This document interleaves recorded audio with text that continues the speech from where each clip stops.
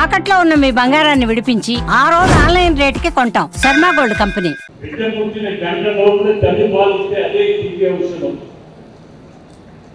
అది అందరూ కూడా పాటించాలి. ఈ తల్లి పాలు ఎంత శ్రేష్టం అంటే బిడ్డ ఎదుగుదలకి, బ్రెయిన్ ఎదుగుదలకి, ఆరోగ్యంగా ఉండడానికి తల్లి పాలు ఒకటే ఉపయోగపడుతుంది. కన్నా ఏది ఉపయోగపడదు.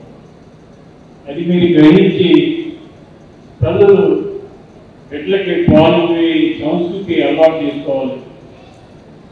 కొంతమంది తెలియక బిడ్డకు పాలిస్తే మన అన్నం పాడైపోతాము అని ఆలోచన కూడా కొంతమందిలో ఉంటారు. కాబట్టి ఏమీ పెట్టుకోకర్లేదు. బిడ్డకు పాలిస్తేనే మీరు ఆరోగ్యంగా ఉంటారు. మీరు ఆరోగ్యంగా ఉండాలంటే బిడ్డకు పాలు ఇవ్వాలి. ముఖ్యంగా తల్లి పాల గురించి చెప్పారు పెద్దలందరూ. తల్లి ఎలా ఉండాలి? తల్లి ఆరోగ్యంగా ఉంటేనే ఇవన్నీ సాధ్యమవుతుంది.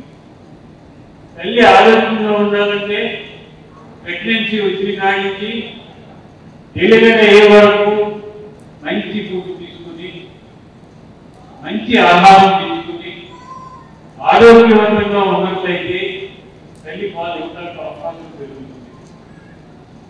తల్లి పాలు పెరగాలంటే, తల్లి పాలు ఇవ్వాలంటే తల్లి పాలు తాగాలి.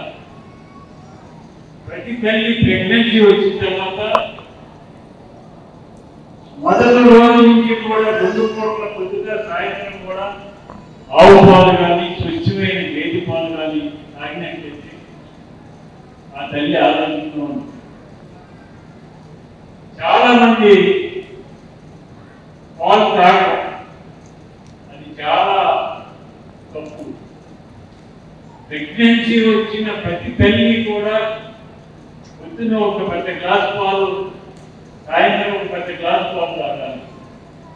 ఇది తాగినట్లయితే మీరు ఆరోగ్యంగా ఉండి మీ బిడ్డను ఆరోగ్యమైన బిడ్డ ఇచ్చే అవకాశం కలుగుతుంది. అటువంటి బిడ్డకి మీ దగ్గర ఫీడింగ్ కూడా పెరుగుతుంది. మీరు పాలు తాగిన తల్లికి మదర్ ఫీడింగ్ కూడా పెరుగుతుంది. బిడ్డకి పాలిచ్చే కార్యక్రమం చేయడానికి అవకాశం ఉంటుంది. ఇప్పుడు మన రాష్ట్ర కేంద్ర ప్రభుత్వాలు తల్లి పాలు ఇవ్వడం కోసం ఎన్నో ఏర్పాట్లు చేస్తున్నారు.